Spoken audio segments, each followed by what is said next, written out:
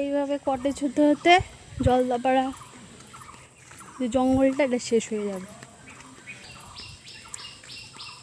ওই পিছনে ফরেস্ট, আর এরকম যে কত কটেজ হচ্ছে জানাশোনার বাইরে।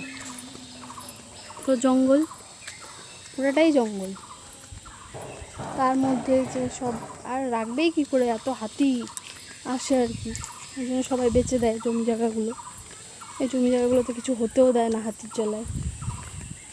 এইভাবে কটেজ হতে হতে, এত বড় বড় কটেজ হতে হতে এই জলদাপাড়া অভয়ারণ্য আর জলদাপাড়া অভয়ারণ্য থাকবে না, হয়ে যাবে এই লজ ফজ হয়ে